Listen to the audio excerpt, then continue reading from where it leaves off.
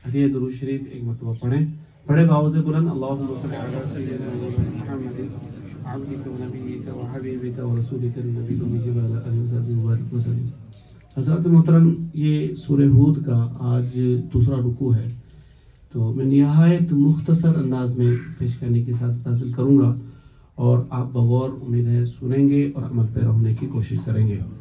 हज़रात मोहतरम, इस सूरह में चूँकि 16 आयत हैं, पिछली दफ़ा हमने तजर्बा किया कि 8 आयतों में 50 मिनट का वक्त भी कम पड़ा, इसलिए मैं आपको बहुत ही मुख्तसर अंदाज में सिर्फ कंजुल ईमान शरीफ की तफसीर खजानुल इरफान ही पेश करने की सादत हासिल करूँगा, क्योंकि अलग से जो तफासिर हमने पढ़ी है दर्स के दरमियान या जो अलग से मुताले में रही, तो उनके हवाले से इंशाअल्लाह अज़ीज़ फिर कभी गुफ्तगू करने की कोशिश करेंगे। अल्लाह रब्बुल इज़्ज़त इरशाद फरमा रहा है, वलइन अज़क़नल इंसाना मिन्ना रहमतन सुम्मा नज़अनाहा मिन्हु इन्नहु लयऊज़ुन कफ़ूर। अगर हम आदमी को अपनी किसी रहमत का मज़ा दें, तर्जुमा आला हज़रत, अगर हम आदमी को अपनी किसी रहमत का मज़ा दें, यानी या वुसअत रिज़्क़ का या दौलत का मज़ा दें, है ना, किसी भी नेमत का मज़ा दें, तो फिर उसे उससे छीन ले तो ज़रूर वो बड़ा ना उम्मीद ना शुक्रा है कि दोबारा उस नेमत के पाने से मायूस हो जाता है और अल्लाह के फजल से अपनी उम्मीद कतई कर लेता है और सब्र और रज़ा पर साबित नहीं रहता और गुज़िश्ता नेमत की नाशुक्री करता है। अल्लाह रब्बुल इज़्ज़त ने बहुत बड़ी बात यहाँ फरमा दी है कि अल्लाह ताला जब बंदे को कोई नेमत का मज़ा देता है, मान लीजिए उसको दौलत दी, या उसको सेहत अता फरमाई, या उसको रिज़्क़ में वुसअत अता फरमाई, है ना, बहुत कोई भी नेमत अल्लाह ताला अता फरमा दे, उसको मज़ा दे, है ना, जैसे कि सूरह फजर की आयत में फरमाया गया, फ़अम्मल इंसानु इज़ा मब्तलाहु रब्बुहु फ़अकरमहु वनअमहु फ़यक़ूलु रब्बी अकरमन व अम्मा इज़ा मब्तलाहु फ़क़दर अलैहि रिज़्क़हु फ़यक़ूलु रब्बी अहानन। फरमाया कि जब अल्लाह रब्बुल इज़्ज़त आज़माता है ना, तो किसी को जाहो जलाल देकर आज़माता है, जाहो जलाल अता फरमाता है, तो वो शख्स कहता है मेरे रब ने मेरे ऊपर फजल फरमाया, है ना, बहुत बड़ा करम है मेरे रब का मुझ पर। और जब किसी को अल्लाह रब्बुल इज़्ज़त तंगी रिज़्क़ के जरिए आज़माता है, तो वो कहता है मेरे रब ने मुझे जलील किया। हर एक जिल्लत की रुसवाई की तुम निस्बत अल्लाह रब्बुल इज़्ज़त की जानिब करते हो, और वो कि जब अल्लाह ताला का फजल होता है तो तुम उसकी नाशुक्री करते हो। तो कहने का मकसद ये है कि ये माल की कसरत, ये जो गो के दौलत की कसरत जो तुम पर होती है, आजमाइश है। ये दुनिया में आजमाइश का एक जरिया है, किसी की तंगी रिज़्क़ के जरिए गो के आजमाइश होती है, किसी के गो के रिज़्क़ देकर अल्लाह रब्बुल इज़्ज़त आजमाता है। बहरहाल यहाँ उसी तरह की एक बात अल्लाह रब्बुल इज़्ज़त ने जिक्र फरमाया कि अगर हम आदमी को अपनी किसी रहमत का मज़ा दें फिर उसे छीन लें, तो ज़रूर वो बड़ा ना उम्मीद ना शुक्रा है, दूसरे नेमत को भूल जाता है और वो कहता है कि मेरे रब ने मुझसे गो के सब्र का गो के इजहार नहीं करता है। मुसलमान की यही खासियत है, ये कुफ़ार के बारे में नाज़िल हुई, तो मुसलमान की एक यही खासियत होती है, जब उससे कोई उसका माल बर्बाद हो जाता है या उसका कुछ पैसा ज़ाय हो जाता है, तो वो उस पर सब्र करता है, उस पर सब्र करता है, उसको दिल पर लगा कर बैठता नहीं है कि हो गया तो हो गया, अल्लाह की मर्जी, मशीयत रब है। तो ये एक मुसलमान की खासियत, लेकिन ये कुफार के ताल्लुक से फरमाए गए। यहाँ पे आगे फरमाया वला इन अज़क़नाहु नअमा बअद दर्रा मस्सतहु लयक़ूलन्ना ज़हब सय्यआतु अन्नी इन्नहु लफ़रिहुन फ़ख़ूरुन। और अगर हम उसे नेमत का मज़ा दें उस मुसीबत के बाद जो उसे पहुंची, तो ज़रूर कहेगा कि बुराइयां मुझसे दूर हुई, बेशक वह खुश होने वाला बड़ाई मारने वाला है। यानी बजाय शुक्रगुजार होने और हक नेमत अदा करने के वो बड़ाई मानेगा, मैंने ये कमा लिया है, मेरे पास ये नेमत है, मैं ऐसा हूँ, मैं वैसा हूँ, ठीक है ना, वो बड़ाई मारेगा अपनी, है ना, तो वो अल्लाह का शुक्र अदा नहीं करता है। इल्लल्लज़ीना सबरू व अमिलुस्सालिहाति उलाइका लहुम मग़फ़िरतुन व अज्रुन कबीर। मगर जिन्होंने, अब यहाँ से अहले ईमान का इस्तिस्ना फरमाया जा रहा है कि ईमान वालों की कैफियत क्या रहती है इस मौका पर, मगर जिन्होंने सब्र किया और अच्छे काम किए, یعنی مصیبت پر صابر اور نعمت پر شاکر رہے، اللہ کا شکر ادا کرتے رہے، نعمت جو اللہ نے عطا فرمائی، نعمت کا جو مزہ رب تعالیٰ نے دیا انہیں، تو اس پہ شکر کرتے رہے، اور اگر وہ ضائع ہو گئی یا یوں کہہ لیجیے رب تعالیٰ نے اپنی مشیت کے تحت وہ چھین لی نعمت، تو وہ صبر کرتا ہے اس پر۔ یہ ایک مومن کی شان یہ بتائی جا رہی ہے۔ اولئک لہم مغفرۃ واجر کبیر، اور ان کے لیے بخشش اور بڑا ثواب ہے۔ لعلک تارک بعد ما یوحى الیک وضائق به صدرک ان یقولوا لولا انزل علیہ کنز او جاء معه ملک انما انت نذیر واللہ علی کل شیء وکیل۔ تو کیا جو وحی تمہاری طرف ہوتی ہے اس میں سے کچھ تم چھوڑ دو گے، اس پر دل تنگ ہوں گے؟ ترمذی شریف صاحب امام ترمذی نے فرمایا کہ یہاں جو استفہام ہے نا، یہ جو فرمایا نا لعلک تارک، جو استفہام کا جملہ ہے، تو فرمایا کہ نہیں کے معنی میں ہے، یعنی آپ کی طرف جو وحی ہوتی ہے وہ سب آپ انہیں پہنچائیں اور دل تنگ نہ ہوں۔ یہ تبلیغ رسالت کی تاکید ہے، باوجود کہ اللہ تعالیٰ جانتا ہے کہ اس کے رسول صلی اللہ علیہ وسلم ادائے رسالت میں کمی کرنے والے نہیں۔ وہی یہاں فرمایا گیا نا، تو کیا جو وحی تمہاری طرف ہوتی ہے اس میں سے کچھ تم چھوڑ دو گے، اس پر دل تنگ ہو، یعنی اس پر دل تنگ ہو گے کفار کے وہ کہ سختی، کفار کے ہٹ دھرمی کے چلتے، کیا اے نبی تم وحی کا کچھ حصہ چھوڑ دو گے؟ تو ایسا نہیں ہے جو آپ سمجھ رہے ہیں، بلکہ یہاں فرمایا امام ترمذی نے، یہاں جو استفہام ہے نا وہ نہیں کے معنی میں ہے، یعنی کبھی ہوتا ہے کہ متکلم کو یوں لگتا ہے کہ صاحب میں کوئی بات کہوں گا تو اس کا انکار کر دے گا سامنے والا، یا مخاطب جس سے ہوتا ہے، یعنی میں آپ سے کوئی بات کہہ رہا ہوں تو آپ کو لگتا ہے کہ کوئی ایسا ہے جو یہ بات میں آگے پہنچاؤں گا تو اس کا انکار کر دے گا، ہے نا؟ تو اور بسا اوقات ایسا ہوتا ہے کہ اس کے علاوہ متکلم اور مخاطب کے علاوہ جو ہوتے ہیں تو وہ انکار کرنے والے ہوتے ہیں، تو ان کے لیے بھی کر دیا جاتا ہے۔ کیا ان کے لیے ہم اپنی بات ادھوری چھوڑ دیں گے؟ نہیں، ایسا نہیں ہے۔ تو یہاں یہی مطلب ہے کہ کفار کی سختیاں اور کفار کی ہر درمی کی وجہ سے وحی کا کوئی حصہ نبی آخر الزمان صلی اللہ علیہ وسلم بیان کرنے سے، تبلیغ کرنے سے نہیں ہٹیں گے، تبلیغ یوں ہی فرماتے رہیں گے، تبلیغ کرنے سے پیچھے نہیں ہٹیں گے۔ یہاں یہی معنی مراد ہے۔ تو میں نے بہت شارٹ میں بہت گہری بات کہہ دی، اگر کسی کو توفیق ہو، سمجھ میں نہ آیا ہو تو بعد میں بھی پوچھ سکتا ہے، تو آگے میں بڑھنے کی سعادت حاصل کر رہا ہوں۔ تو اس پہ جو شان نزول ہے یا اس پہ جو صاحب تفسیر نے بیان فرمایا وہ میں سنا دیتا ہوں آپ کو۔ تو فرمایا کہ صاحب ترمذی فرماتے ہیں کہ استفہام نہیں کے معنی میں ہے، یعنی آپ کی طرف جو وحی ہوتی ہے وہ سب آپ انہیں پہنچائیں اور دل تنگ نہ ہوں، یعنی آپ غم نہ کریں، ان کے تعلق سے دل تنگ نہ کریں کہ میری بات نہیں مانتے ہیں، ایمان نہیں لا رہے ہیں یہ لوگ۔ تو یہ تبلیغ رسالت کی تاکید ہے، باوجود کہ اللہ تعالیٰ جانتا ہے کہ اس کے رسول صلی اللہ علیہ وسلم ادائے رسالت میں کمی کرنے والے نہیں، اور اس نے ان کو اس سے مفہوم، انہوں نے ایک تفسیر یہ بھی فرما دی کہ یہ حضور پاک صلی اللہ علیہ وسلم کو وہ کہ تسلی دی جا رہی ہے کہ آپ تبلیغ کرتے رہیں، انشاءاللہ اللہ العزیز، اللہ رب العزت غلبہ عطا فرمانے والا ہے، اللہ رب العزت مسلمانوں کو تقویت پہنچانے والا ہے۔ تو ادائے رسالت میں کمی کرنے والے نہیں، اور اس نے ان کو اس سے معصوم فرمایا اس تاکید میں، یعنی حضور پاک صلی اللہ علیہ وسلم ایسے کرنے سے معصوم ہے کہ آپ وحی کا کچھ حصہ روک دیں، کچھ وحی کا حصہ کفار کو بیان نہیں کریں ان کی سختیوں کی وجہ سے، ایسا نبی نہیں کرتے ہیں۔ جبکہ آپ جو جتنے بھی نبی آئے انہوں نے کبھی کیا بھی نہیں ایسا، وہ خطا سے معصوم ہوتے ہیں، گناہوں سے معصوم ہوتے ہیں۔ تو اللہ کا فرمان نبی آخر زمان جو سید المعصومین ہیں، جو معصومین کے سردار ہے، وہ ایسا کیسے کر سکتے ہیں؟ ان سے ایسا کیسے وہ کہ ممکن ہے؟ تو اس نے ان کو اس سے معصوم فرمایا۔ اس تاکید میں نبی صلی اللہ علیہ وسلم کی تسکین خاطر بھی ہے نا، میں نے عرض کیا نا یہ حضور پاک کو تسلی ہے، تو تسکین خاطر بھی ہے، اور کفار کی مایوسی بھی ان کا استہزاء اور تبلیغ کے کام میں مخل نہیں ہو سکتا، یعنی ان کا مذاق اڑانا نبی کا تو نبی پاک کی تبلیغ میں خلل نہیں ڈال سکتا ہے۔ اس آیت کریمہ کا شان نزول یہ نازل ہوئی کس وجہ سے؟ عبداللہ بن امیہ مخزومی نے رسول کریم صلی اللہ علیہ وسلم سے کہا تھا کہ اگر آپ سچے رسول ہیں، آپ کا خدا ہر چیز پر قادر ہے، تو اس نے آپ پر خزانہ کیوں نہیں اتارا؟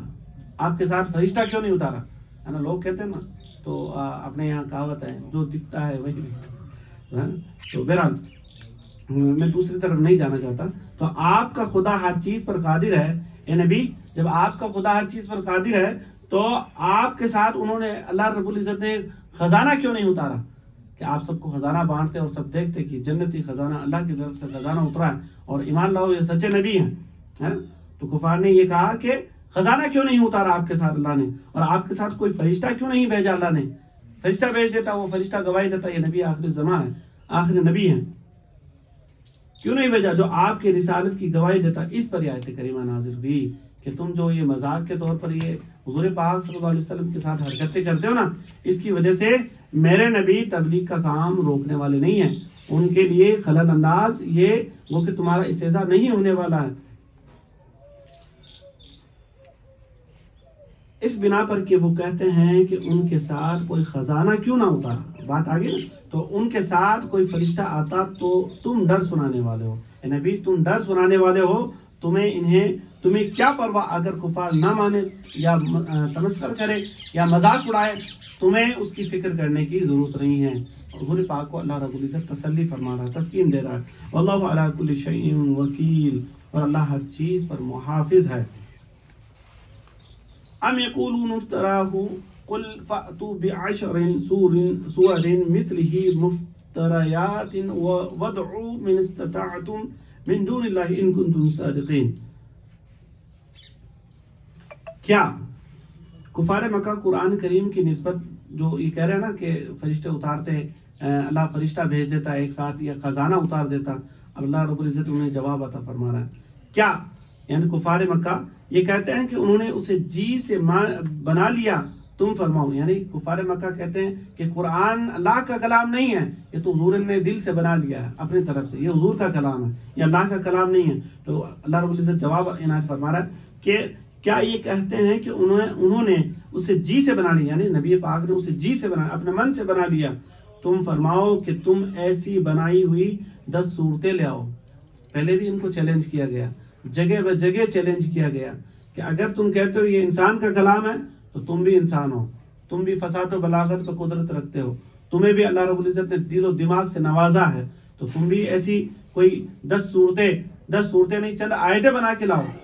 تو بارہا چیلنج کیا گیا, لیکن سر جوڑ کے بیٹھ گئے, لیکن پھر بھی نہیں بنا سکے. اس کی مثالیں حدیث میں ملتی ہے, واقعات ہے, تفاسیر ہیں کہ انہوں نے سورہ علم تارا کے سورہ فیل کے مقابلے میں بنانے کی کوشش کی, الفیل ملفیل, وہ لمبی بات دوسری طرف یا لمبی ہو جائے گی, اس لیے میں وہ بیان نہیں کرنا چاہ رہا, صرف تفسیر خزائن العرفان پہ میں اکتفا کرتا ہوں. صاحب تفسیر فرماتے ہیں کیونکہ انسان اگر ایسا کلام بنا سکتا تو اس کے مثل بنانا تمہارے مقدور سے باہر نہ ہوگا. یعنی جب حضور نے بنا لیا تو تم بھی بنا سکتے ہو. جب یہ اللہ کا کلام نہیں ہے تو حضور پاک نے اپنے من سے بنا لیا اس کو, تو تم بھی انسان ہو, تم بھی تو بنا سکتے ہو, ہے نا. تو اس کے مثل بنانا تمہارے مقدور, تمہاری طاقت سے باہر نہ ہوگا. تو تم بھی عربی ہو اور فصیح و بلیغ ہو, کوشش کرو, بنا کے دکھاؤ. تو 10 صورتیں تم ایسی بنائی ہوئی 10 صورتیں لے آؤ, ہے نا, قرآن کی جیسی بنائی ہوئی 10 صورتیں پیش کرو, اور اللہ کے سوا جو مل سکے اپنے مدد کے لیے, اللہ کے سوا جس سے چاہو مدد لے لو 10 صورتیں بنانے میں, سب کو بلا لو اگر تم سچے ہو, ہے نا. اس میں یہ کلام انسان کا بنایا ہوا ہے, اس میں مدد مانگ لو تم جس سے چاہو, تمہارے جس کی تم پوجا کرتے ہو اسے بلا لو, تو قرآن کی مثل بنا کے دکھا دو, ہے نا, جس سے چاہو بلا لو اگر تم سچے ہو. فَإِن لَمْ يَسْتَجِيبُوا لَكُمْ فَاعْلَمُوا أَنَّمَا أُنزِلَ بِعِلْمِ اللَّهِ وَأَنْ لَا إِلَهَ إِلَّا هُوَ فَهَلْ أَنْتُمْ مُسْلِمُونَ. تو اے مسلمانوں اگر وہ تمہارے اس بات کا جواب نہ دے سکے تو تم سمجھ لو کہ وہ اللہ کے علم ہی سے اترا ہے. یعنی قرآن, جب وہ قرآن کفار جواب نہیں دے سکیں گے, ان کو اللہ نے بہت دفعہ چیلنج کیا تو وہ جواب نہیں دے سکیں گے, اور جب وہ جواب نہ دے تو اے مسلمانوں تم سمجھ لو کہ اللہ ہی کا اتارا ہوا کلام ہے, اللہ ہی کے علم سے اترا ہوا کلام ہے, اور یہ کہ اس کے سوا کوئی سچا معبود نہیں. تو کیا اب تم مانو گے, یقین رکھو گے کہ یہ اللہ کی طرف سے ہے, یعنی اعجاز قرآن دیکھ لینے کے بعد ایمان و اسلام پر ثابت رہو. اے مسلمانوں جو ایمان لے کے آئے ان سے رب تعالیٰ فرما رہا ہے کہ جب تمہیں پتہ چل جائے کفار کے پاس کوئی جواب نہیں ہے اس کا, تو اب تم اپنے ایمان پر ثابت قدم رہو، مضبوطی سے قائم رہو اپنے ایمان پر. من کان یرید الحیات الدنیا وزینتها نوفی الیہم اعمالهم فیہا وهم فیہا لا یبخسون. جو دنیا کی زندگی اور آرائش چاہتا ہو، اپنی دون حسیت سے آخرت پر نظر نہ رکھتا ہو، صرف اس کو دنیا کی وہ کہ مال و دولت سے دلچسپی ہے، صرف دنیا کی وہ کہ لذتوں سے آشنا ہو جائے، لذتیں مل جائے، آرام و عیش و عشرت مل جائے. تو اگر کوئی ایسا چاہتا ہے جو دنیا کی زندگی اور آرائش چاہتا ہے، ہم اس میں ان کا پورا پھل دیں گے. یعنی جو اعمال انہوں نے طلب دنیا کے لیے کیے ہیں، دنیا حاصل کرنے کے لیے جو اعمال انہوں نے کیے ہیں، اس کا اجر صحت، دولت، وسعت رزق، کثرت اولاد وغیرہ سے دنیا ہی میں پورا کر دیں گے. اب جب دنیا میں یہ خواہشیں تمہاری پوری ہو گئی تو آخرت میں تمہارا کوئی حصہ نہیں ہے. اللہ رب العزت آگے فرماتا ہے ہم اس میں ان کا پورا پھل دیں گے اور اس میں کمی نہ دیں گے. یہ ہیں وہ جن کے لیے آخرت میں کچھ نہیں ہے نا. اب تم نے دنیا میں سب کچھ لے لیا، آخرت میں تمہارا کوئی حصہ نہیں مگر آگ اور اکارت گیا جو کچھ وہاں کرتے تھے. یعنی دنیا میں جو کچھ کرتے تھے سب کچھ ختم ہو گیا اور نابود ہوئے جو ان کے عمل تھے.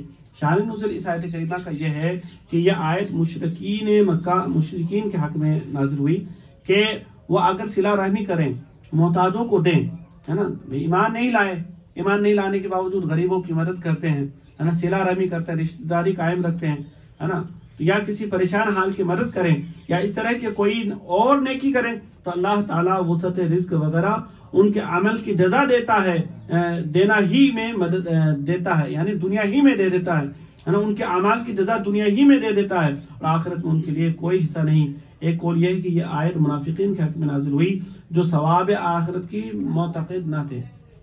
وہ کہتے ہیں آخرت کیا ہے، مرا انسان ختم، مر گیا پھر گیا کام سے، کوئی مٹی ہو گیا اس کے بعد کوئی پوچھ تاچھ نہیں، کچھ نہیں ہونا. منافقین یہ کہتے تھے، لیکن ان کو اللہ رب العزت نے جواب دیا کہ یہ آیت منافقین حق میں نازل ہوئی جو ثواب آخرت کے معتقد نہ تھے اور جہاں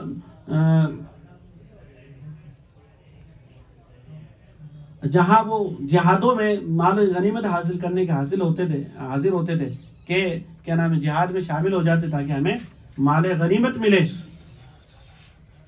تو یہ کافرین یا منافقین کے حق میں یہ آیت کریمہ نازل ہوئی. المختصر افمن کان علی بینۃ من ربہ ویتلہ شاہد منہ ومن قبلہ کتاب موسیٰ اماما ورحمۃ اولئک یؤمن بہ ومن یکفر بہ من الاحزاب فالنار موعدہ ولا تک فی مریۃ منہ انہ الحق من ربک ولکن اکثر الناس لا یؤمنون.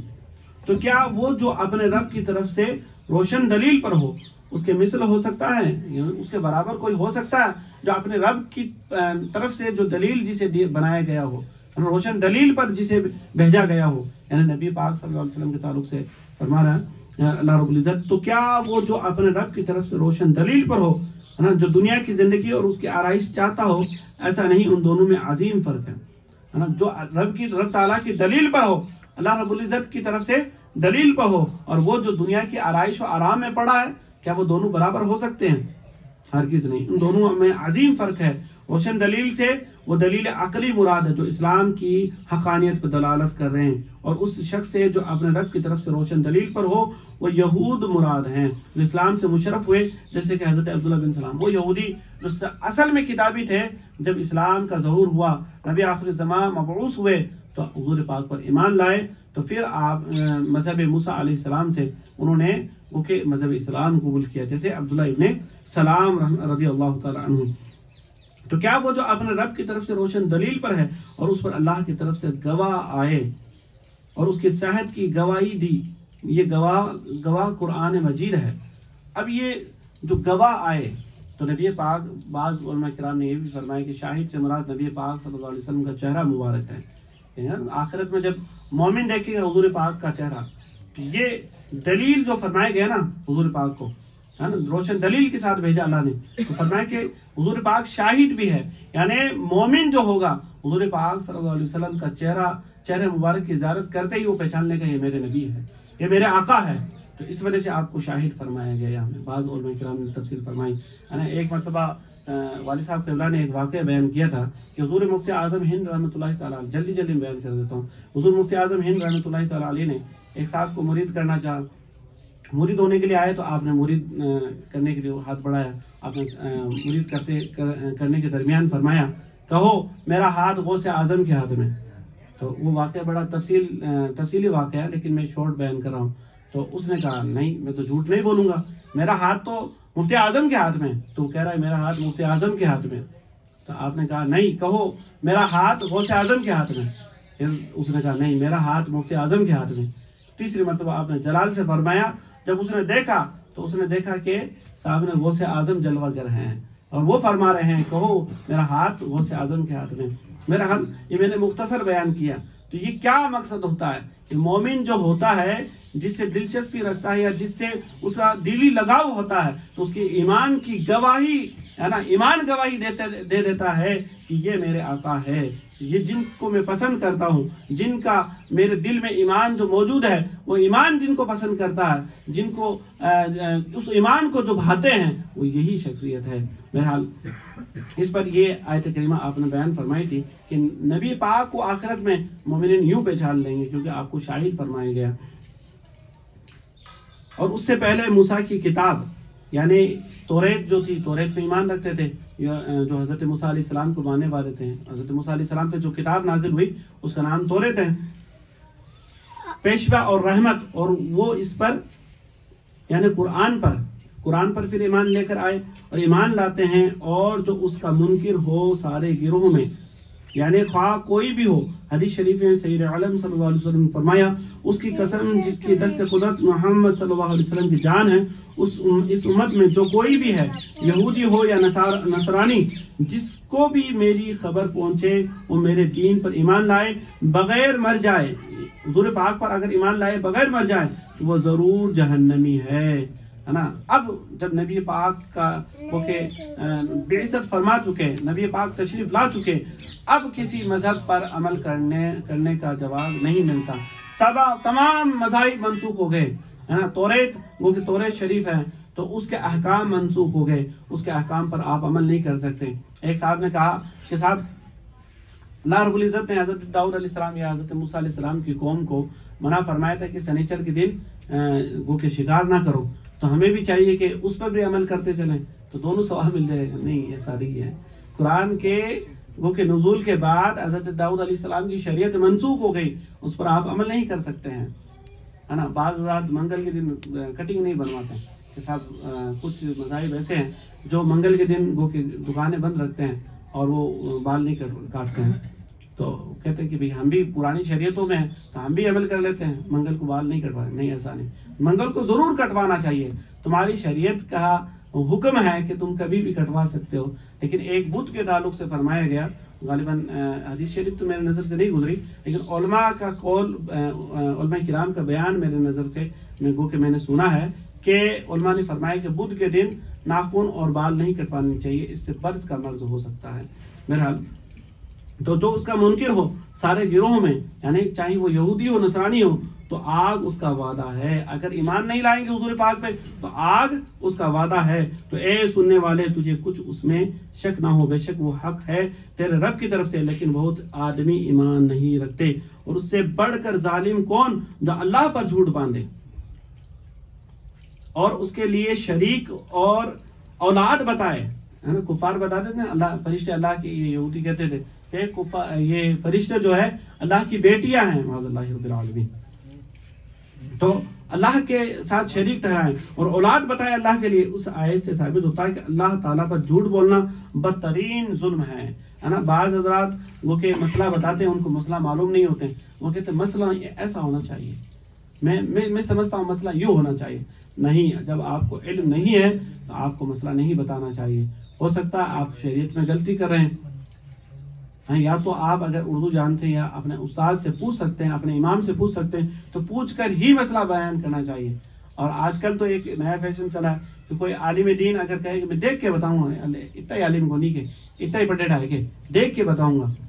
हमारे लोग ये एकदम कमजोरी समझते हैं, जबकि ये एक बहुत बड़ी सादतमंदी की बात है और बहुत बड़ी अहमियत की हामिल ये बात है कि दीन और शरीयत को वो इतना अहमियत देता है کہ میں دین و شریعت کا مسئلہ کہیں ایسا نہیں ہو میری زبان پھسل جائے اور میں غلط مسئلہ بیان کر دوں، تو وہ عالم دین کا احتیاط ہے۔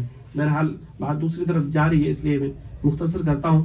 تو جو اللہ پر جھوٹ باندھے ہے نا، وہ اپنے رب کے حضور پیش کیے جائیں گے ہے نا، روز قیامت ان سے ان کے اعمال دریافت کیے جائیں گے اور انبیاء و ملائکہ ان پر گواہی دیں گے، اللہ کے حضور پیش کیے جائیں گے۔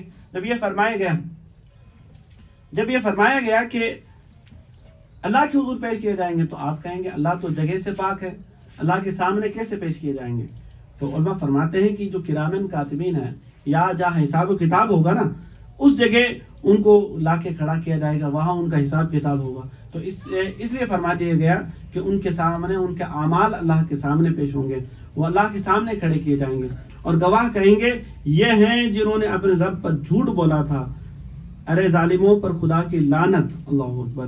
بخاری مسلم کی حدیث شریف ہے کہ روز قیامت کفار اور منافقین کو تمام خلق کے سامنے کہا جائے گا یہ وہ ہیں جنہوں نے اپنے رب پر جھوٹ بولا، ظالموں پر خدا کی لعنت۔ اس طرح وہ تمام خلق کے سامنے رسوا کیے جائیں گے۔ اللہ اکبر۔ اللہ رب العزت ہر مومن کو رسوائی سے محفوظ فرمائے۔ الذین یصدون عن سبیل اللہ ویبغونہا عوجا وہم بالآخرۃ ہم کافرون، جو اللہ کے راہ سے روکتے ہیں اور اس میں کجی چاہتے ہیں اور وہی آخرت کے منکر ہے، اور وہ تھکانے والے نہیں۔ زمین میں اللہ کو اگر وہ ان پر عذاب کرنا چاہے، اگر اللہ عذاب دینا چاہے تو اللہ کو تھکا نہیں سکتے ہیں، کیونکہ وہ اس کے قبضہ اور کیونکہ وہ اس کے قبضہ میں ہے، اس کے ملک میں ہے، اور ان سے وہ بھاگ نہیں سکتے ہیں، اور نہ اللہ سے جدا ان کی کوئی حمایتی ہے نا، کوئی بھی حمایتی جو اللہ سے بھاگ نہیں سکتے ہیں، کیونکہ انہوں نے ان لوگوں کو راہ خدا سے روکا اور مرنے کے بعد اٹھنے کا انکار کیا ہے نا، ان کا کوئی حمایتی بھی ان کو بچا نہیں سکتا، ان کا کوئی مددگار بھی ان کو بچا نہیں سکتا ہے۔ انہیں عذاب پر عذاب ہوگا، انہیں دو گنا عذاب ہوگا۔ اب کوئی کہہ سکتا ہے کہ دو گنا عذاب ہوگا تو اللہ رب العزت تو انصاف فرمائے گا، دو گنا کا یہاں کس طرح ذکر کیا گیا؟ تو کہا گیا کہ سزا تو جو ہوگی نا وہ کہ ان کے گناہ کی ہوگی، کیونکہ وہ ظالمین ہے، ظالمین پر جو ہوگی نا تو وہ سزا، علماء فرماتے ہیں کہ سختی سے وہ کہ عذاب ہوگا ان پر، تو اس لیے فرمایا گیا ان پر عذاب ہوگا، وہ نہ سن سکتے ہیں اور نہ دیکھتے ہیں۔ قتادہ نے کہا کہ وہ حق سننے سے بہرے ہو گئے ہیں تو کوئی خیر کی بات سن نہیں سکتے، خیر کی بات بلائی کی بات سن کر فائدہ نہیں اٹھا سکتے، نہ وہ آیت قدرت کو دیکھ کر فائدہ اٹھاتے ہیں۔ اب اس طرح کی مثال امام راضی نے فرمایا کہ جب کوئی بندہ کسی سے محبت کرتا نا تو آپ اس سے کوئی بات کہیں گے کہ یار تو جس کے پیچھے لگا پڑتا نا تو اس میں یہ کمی ہے، وہ نہیں سنے گا اس بات کو۔ اور کوئی بندہ کسی سے نفرت کرتا ہے تو اب اگر اس کے محب سے کہا جائے گا کہ کیا نام ہے کہ دیکھو تم جس سے محبت رکھتے ہو یا جس کو وہ گالی دے رہا ہے یا جس سے وہ نفرت کرتا ہے وہ ایسا ہے، تو نفرت کرنے والا فوراً اس کی کمیاں نکالنا شروع کر دے گا، یہ کمی ہے، فلانی کمی ہے اس میں، ٹھیک ہے نا۔ تو یوں ہی فرمایا گیا کہ کفار کفر میں اتنے زیادہ سخت ہو چکے ہیں، اتنے زیادہ وہ کہ بہرے اندھے ہو چکے ہیں کہ وہ حق بات سے فائدہ نہیں اٹھا سکتے، اس لیے اللہ تعالیٰ نے فرمایا کہ وہ سنتے دیکھتے نہیں۔ اور امام راضی نے تو بڑی کمال کی بات کہہ دی ہے۔ امام راضی نے، مختصر میں کہہ دیتا ہوں، امام راضی نے فرمایا کہ جس طرح ہمارے جسم کے کان ناک آنکھیں ہوتی ہے نا، ویسے ہی ہمارے روح کے بھی کان ناک آنکھیں ہوتی ہے، جس کی آنکھیں وہ کہ ایمان کی روشنی سے محروم ہو تو وہ ایمان کی باتیں دیکھ نہیں سکتا ہے، کفر کے اندھیروں میں اندھے کی طرح گھومتا یا بھٹکتا رہے گا۔ جس کے کان وہ کہ ایمان کی روشنی سے، ایمان کی سماعتوں سے وہ کہ بہرے ہو، وہ ایمان کی باتیں نہیں سن سکتا ہے، وہ ایمانی روشنی کے ذریعے وہ کہ ایمان کی باتیں، اللہ رب العزت کا کلام کو وہ کہ سن کر اس سے فائدہ نہیں اٹھا سکتا ہے، کیونکہ اس کی روح اندھی ہے، کیونکہ اس کی آنکھیں اندھی ہے، کیونکہ اس کی وہ کہ روحانی جو کان ہیں وہ بہرے ہیں۔ اللہ اکبر۔ امام راضی نے بڑی پتے کی بات کہی ہے، یہ وہ کہ دھیان میں رکھنا چاہیے۔ اولئک الذین خسروا انفسهم وضل عنهم ما كانوا يفترون، اور وہی ہے جنہوں نے اپنی جانیں گھاٹے میں ڈالی اور ان سے کھوئی گئی جو باتیں جوڑتے تھے۔ لا جرم انہم فی الآخرۃ هم الاخسرون، खाना खा वही आखिरत में सबसे ज़्यादा नुकसान में है। और वही लोग जो ईमान नहीं लाए नबी पाक पर, जो अल्लाह के नबी के नहीं मानते हैं, जो हक को नहीं सुनते हैं, तो वही लोग क़यामत के दिन सबसे ज़्यादा नुकसान उठाने वाले हैं कि उन्होंने बजाय जन्नत के जहन्नम को इख्तियार किया, तो सबसे ज़्यादा नुकसान उठाने वाले हैं। इन्नल लज़ीना आमनू व अमिलुस सालिहाति व अख़बतू इला रब्बिहिम उलाइका अस्हाबुल जन्नह हुम फ़ीहा ख़ालिदून। बेशक जो ईमान लाए और अच्छे काम किए और अपने रब की तरफ से रुजू लाए, वो जन्नत वाले हैं और वो उसमें हमेशा रहेंगे।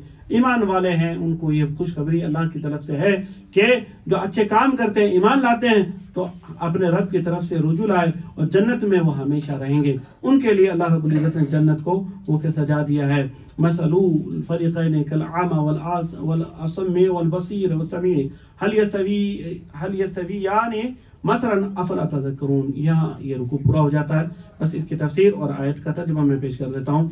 दोनों फरीक कौन? मुसलमान, काफिर,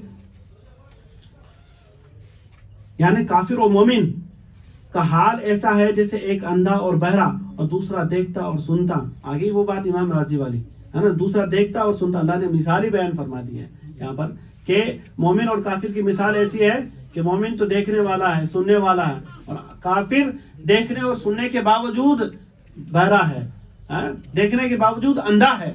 ये काफिर की मिसाल अल्लाह रब्बुल इज़्ज़त ने खुद बयान फरमाई।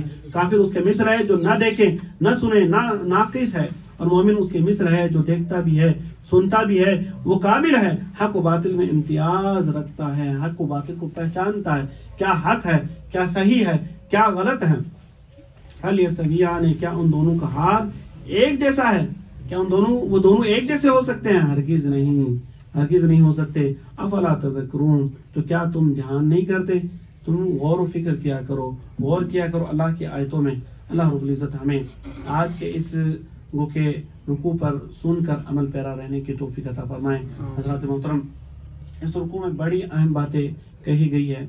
मैं क्योंकि वक्त में गुंजाइश ना होने के सबब बस इतना कहूँगा, अगर कोई भाई इसको समझ ना सका, कोई भाई अमल ना कर सका या सुनकर वो के समझ ना सका उसको, तो अगर वो चाहे तो बाद में भी इसके ताल्लुक से पूछ सकता है कि ऐसी बात आपने कही तो उसका मतलब क्या है ना, हमारे समझ से बालातर है, इसलिए आप बराए करम समझा दे। अल्लाह रब्बुल इज़्ज़त हमें वो के अपने कलाम पाक पर अमल पैरा रहकर और सुन्नत नबी पाक सल्लल्लाहु अलैहि वसल्लम पर अमल पैरा रहकर ज़िंदगी गुजारने की तौफीक अता फरमाए।